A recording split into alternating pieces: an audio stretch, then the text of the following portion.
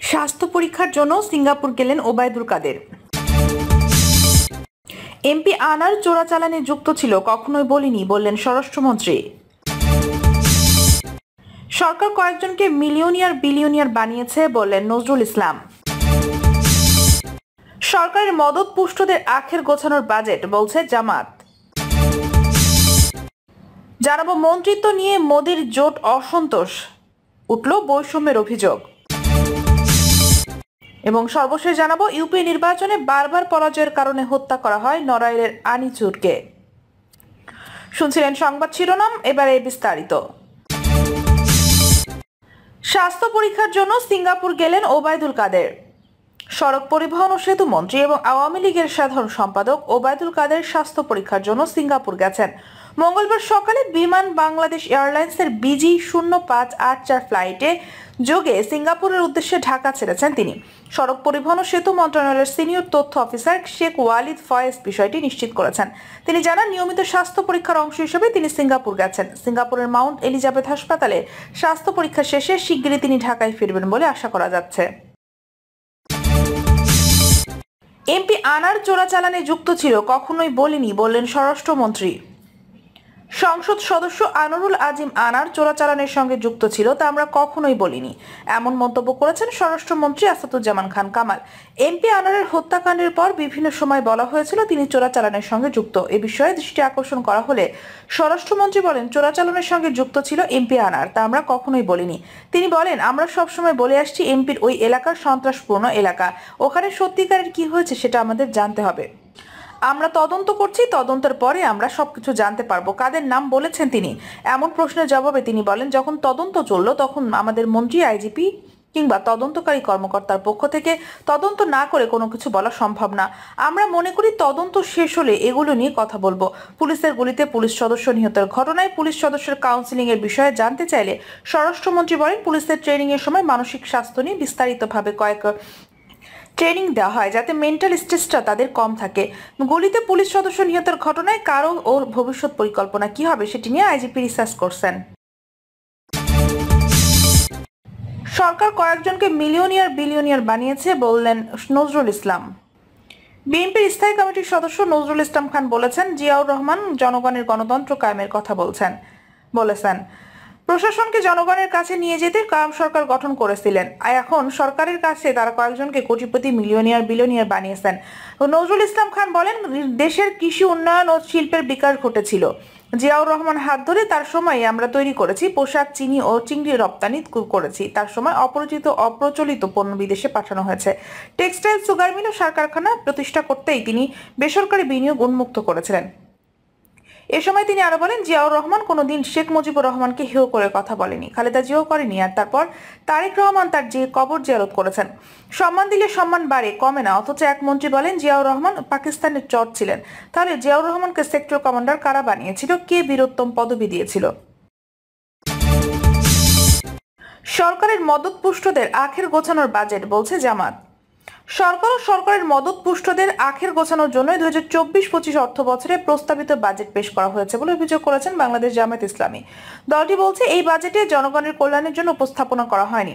অর্থমন্ত্রী 6 জুন জাতির সংসদে সুখী, সমৃদ্ধ, উন্নত, স্মার্ট বাংলাদেশ বিনির্মাণে অঙ্গীকার শীর্ষক বাজেট বক্তব্যে তথ্যপাত্র পেশ করে সেসব ভাষায় বাণী ঝুনিয়েছেন। তার সঙ্গে বাস্তবতার কোনো মিল নেই। তিনি সুখী সমৃদ্ধ বলতে যে বাংলাদেশের কথা বলেছেন তা সম্পূর্ণ কাল্পনিক। ব্যাংক লুটপাট সহ শেয়ার বাজার কেলেঙ্কারি, বিদেশে অর্থ পাচার ও সরকারি পৃষ্ঠপোষকতায় লাগামহীন দুর্নীতির কারণে চরম কষ্টকর জীবনযাপন করছেন। এটাকে সুখী ও সমৃদ্ধশালী বাংলাদেশ বলা যায় না। গোলাম পারোয়ার বলেন, বাজেটে 15% কর দিয়ে কালো টাকা সাদা করার সুযোগ দেওয়া হয়েছে। এই সিদ্ধান্ত নৈতিক ও অর্থনৈতিক কোনো দিক থেকে গ্রহণযোগ্য নয়। অর্থমন্ত্রীর এই পদক্ষেপ সামাজিক ন্যায্যতার দিকে বৈষম্যমূলক। বাজেটে 2,56,000 কোটি টাকা ঋণ নেওয়ার লক্ষ্যমাত্রা ধরা হয়েছে উল্লেখ করে অধ্যাপক মিয়া গোলাম পারোয়ার বলেন, এই বিশাল ঋণ নির্ভর বাজেট বাস্তবায়ন করা সরকারের পক্ষে কোনোভাবেই সম্ভব নয়। মন্ত্রিত্ব নিয়ে মোদির জোটে অসন্তোষ, উঠল বৈষম্যের অভিযোগ। টানা তৃতীয় মেয়াদে ভারতের প্রধানমন্ত্রী হয়েছেন নরেন্দ্র মোদী। তার দল বিজেপি আগের দুইবার একক সংখ্যাগরিষ্ঠতা পেলেও এবার এনডিএ জোট সঙ্গীদের কাঁধে ভর করে ক্ষমতায় বসতে হয়েছে মোদীকে। তার জন্য মিত্রদের দিতে হয়েছে 11টি মন্ত্রীপদ। কিন্তু সে মন্ত্রণালয়ের বন্টন নিয়ে অসন্তোষ দেখা দিয়েছে। এনডিএ জোটে ক্ষমতা ভাগাভাগির ক্ষেত্রে বৈষম্যের অভিযোগ তুলেছে বিজেপির দীর্ঘদিনের মিত্র শিবসেনা। মোদী 3 সরকারের কোনো কেন্দ্রীয় মন্ত্রীর পদ পায়নি একনাথ শিন্ডের নেতৃত্বাধীন শিবসেনা। কেবল একটি মোদী মন্ত্রী পদ পেয়েছে মহারাষ্ট্রের দলটি। এ নিয়ে তীব্র হতাশা প্রকাশ এবং পক্ষপাতিত্বের অভিযোগ তুলেছেন শিবসেনার সংসদ সদস্য শ্রীরঙ্গ বার্নে।